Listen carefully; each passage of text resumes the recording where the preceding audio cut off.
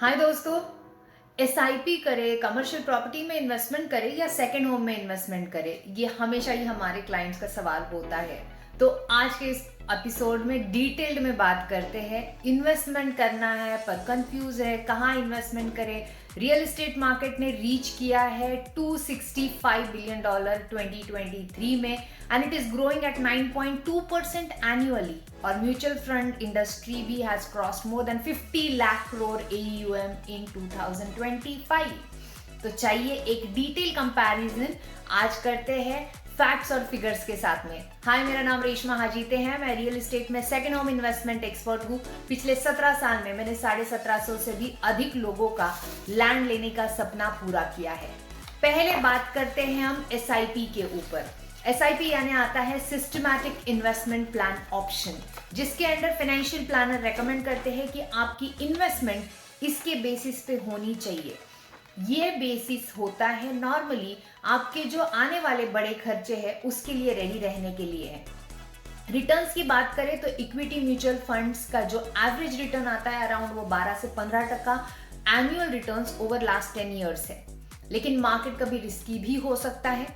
Investment amount देखी जाए तो मिनिमम मात्र 500 रुपए से भी आप SIP शुरू कर सकते हैं। एक्सट्रीमली लिक्विडेबल असेट है ये। टैक्स देखा जाए तो लॉन्ग टर्म कैपिटल गेन इसके ऊपर आता है 12.5% on the above of 1.25 lakh annually. Pros में बेसिकली ये हाई लिक्विडेबल असेट है, प्रोफेशनल मैनेजमेंट होता है, डाइवर्सिफिकेशन आप इसमें कर सकते हो and obviously rules regulatory authorities इसके अंडर आती है।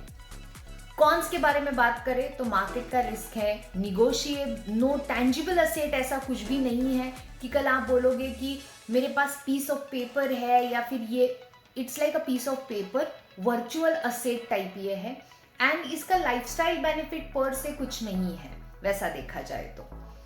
सेकेंड इन्वेस्टमेंट प्रॉपर्टी सेक्शन की हम बात करते हैं जिसको हम कहते हैं commercial property investment. Commercial property के बारे में हम बात करने जाते हैं तो रिटर्न्स फ्रंट पे देखा जाए तो रेंटल यील्ड्स इसमें 6 to 8% एनुअली है। अगर आप मेट्रो सिटीज में इन्वेस्टमेंट करते हैं प्लस कैपिटल एप्रिसिएशन अगर आप देखते हैं तो 5 to 7% के रेंज में आता है।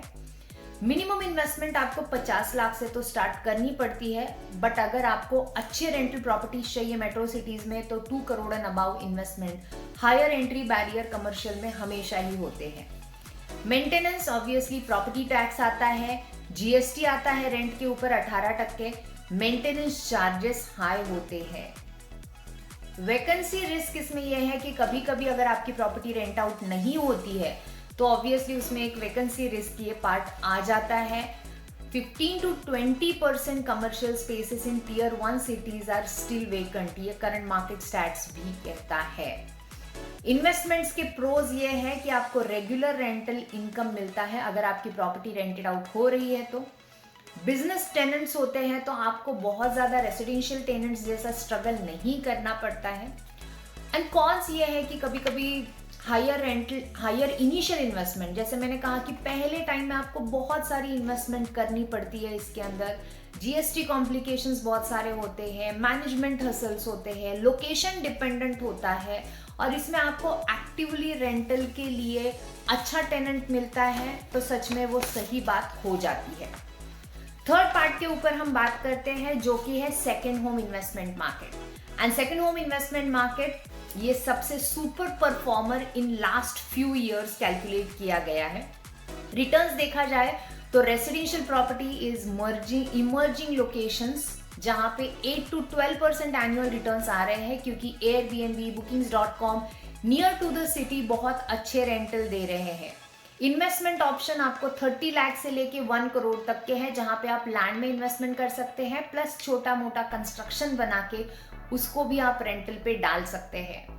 टैक्स बेनिफिट, वाओ, यहाँ पे तो एक्चुअली अगर आप एग्रीकल्चर लैंड बाय कर रहे हो तो आपको जो भी इनकम आता है वो टोटली टैक्स फ्री है। और अगर आप नॉन एग्रीकल्चर लैंड में इन्वेस्टमेंट करके उसके ऊपर आपका सेकेंड होम बना रहे हो तो ऑब्वियसली आपको इसके अंदर होम लोन का बेनिफिट डायरेक्टली अवेलेबल होता है। सो बेसिक चीज अगर देखी जाए तो सेकेंड होम आप कहाँ पे बाय कर रहे हो उसके ऊपर डिपेंडेंसी होती है। But the most important thing इसमें जो लाइफस्टाइल बेनिफिट आते हैं ना वो अमेजिंग है। एक तो बात है आपको बड़ा प्लॉट मिलता है, सेकंड खुद का फार्म हाउस बन जाता है पर्सनल यूज के लिए। It's a big lifestyle benefit and बहुत लोगों का सपना होता है कि मेरा खुद का फार्म हाउस हो। थर्ड बेनिफिट है आपकी एक टैंजिबल असेट बन जाती है। लैंड बन गया, फार्म हाउस बन गया, टैंजिबल असेट है, आप जाके इसको कल लिक्विडेट कर सकते हो। एंड थर्ड आता है कि अगर कल आपको रेंट आउट करना है तो ये आप प्लेस रेंट आउट भी कर सकते हैं एंड ऑब्वियसली इन्फ्लेशन के अगेंस्ट हेजिंग भी आप कर सकते हो। मार्केट डिमांड के बारे में बात किया जाए तो demand for second home have increase 40% post pandemic. Covid के बाद में हिल स्टेशन को बहुत सारी डिमांड है। बेस्ट लोकेशन देखे जाए तो Lonavala, Alibag, Goa, Coorg, Manali, Nainital, with in 3 to 4 hour drive from metro cities ये एरियाज बहुत फेमस हो जा रहे हैं।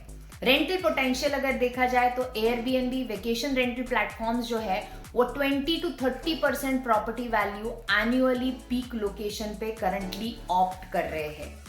इन क्विक कंपैरिजन अगर हम देखते हैं तो लिक्विडिटी पर्सपेक्टिव से एसआईपी हाईएस्ट लिक्विडेबल असेट है, जबकि सेकंड होम सेकंड लेवल पे आता है एंड थर्ड लेवल पे कमर्शियल प्रॉपर्टी आती है क्योंकि उतनी बड़ी इन्वेस्टमेंट है।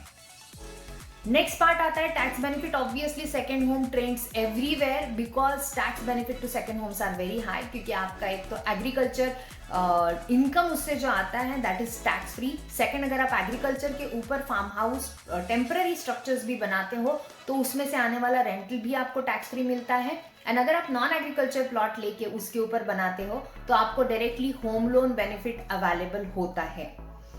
ना कंपैरिजन पर्सपेक्टिव से लाइफस्टाइल वैल्यू देखनी है तो सेकंड होम की लाइफस्टाइल वैल्यू बहुत बड़ी है, क्योंकि लोगों को हर चीज मिलती है जो उनको चाहिए। लैंड मिलता है, खुद का फार्म हाउस मिलता है, रेंटल इनकम मिलता है, खुद यूज कर सकते हैं। कमर्शियल की lifestyle value yes next level पे है, अगर आप खुद यूज कर रहे हो या रेंट पे भी दे रहे हो।